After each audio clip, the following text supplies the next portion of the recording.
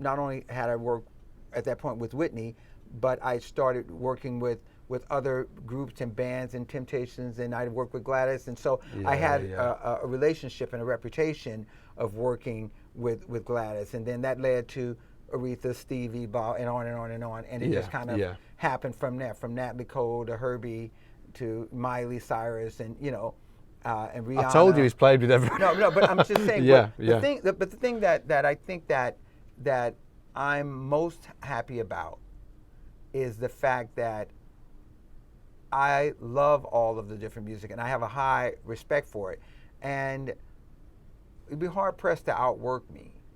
Like there are great players, and there are a lot of players who, in varying degrees, do things as a player, maybe better, different, whatever your thought is about that.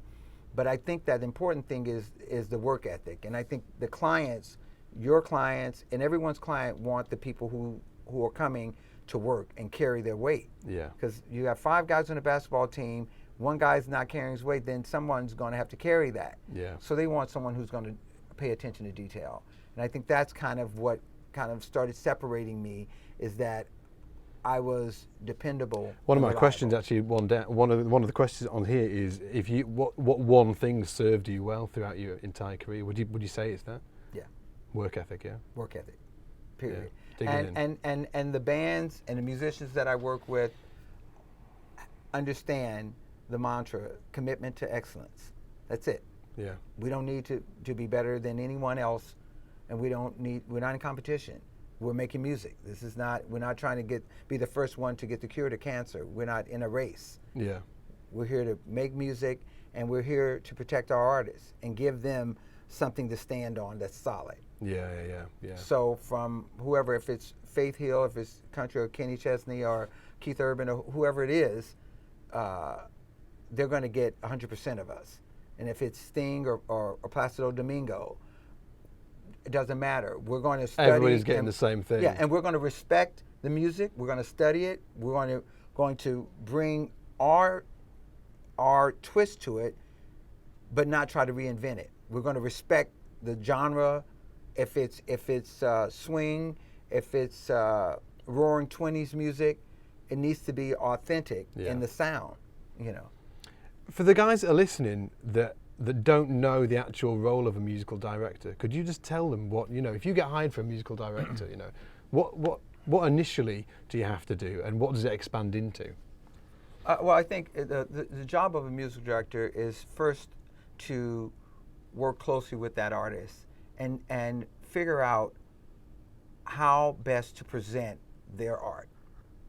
You're not creating the art, you're supporting their artistry. Yeah.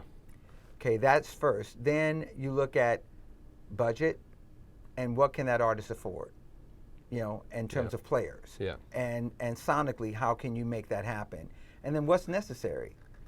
This song sounds like to me just acoustic guitar, vocal, maybe a string arrangement. This song sounds like you need a horn section. Sounds like it's just really a small drum kit, upright bass. So you have to creatively figure out what's the colors, what are the paint strokes that you need. Yeah. This needs a nice blue, kind of real soft mood thing here.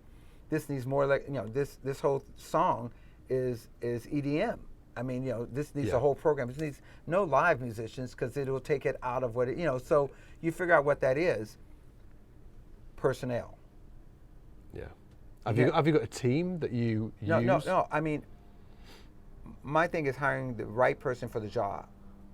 So I'll have open auditions for, if I'm working for a client, say Christina or whoever it is, a Miley or whatever the artist is. There's a casting thing. There's personalities. Okay, yeah. I'd rather have a player who's going to work hard than the best player in the world who's never on time and has an attitude. I don't have time. Yeah. We're here making music. We're not here to serve your ego. Yeah. So I've and a lot of times I'll work with an artist and they'll enjoy what my band did for them on an award show, and they'll go, Sure. okay, we want to leave our band at home. Yeah. We're done with that band.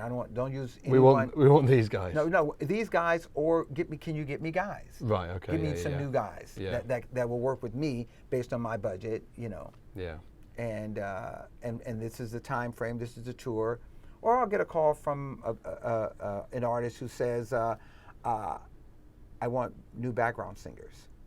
And so I will just come in and do that, And are you normally playing bass when you're MDing?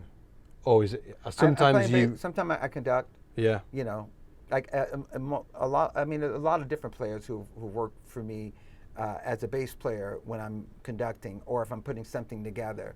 But Nathan, Freddie, they've played for me when I'm just conducting. You've hired them. Yeah. And it's, I'll tell you, the love between those two guys for me is so strong and so supportive. If they see me doing something, and likewise, we call each other, we text each other, hey, I just heard this thing you played on, man. Really? Yeah. Stop it. Yeah. Just cut it out. Enough of this wicked bass playing. And or I'll call and go, okay, so what bass was that, and what did you drink before that? that thing, because it just feels so good. It's just, and I'll go and hear them play in concert. I support their records. Nathan did his solo record right here across the hall from me. And so when I was building this place, he was here every day, pull up, park in his spot. Hey, what's going on now? How much further are you going? So really supportive. I heard the record, as it was being made, and the same thing with Freddie. I did Dreamgirls, Broadway play Dreamgirls, and I did it here in LA. That's the gig I left after I left Gladys. I got the Dreamgirls gig. Right, okay. And then Freddie subbed for me on the gig. So here's the guys that gave me a hand, and now they're helping me still. Yeah. And I think they're still helping me. I'm still learning and listening and watching and still learning.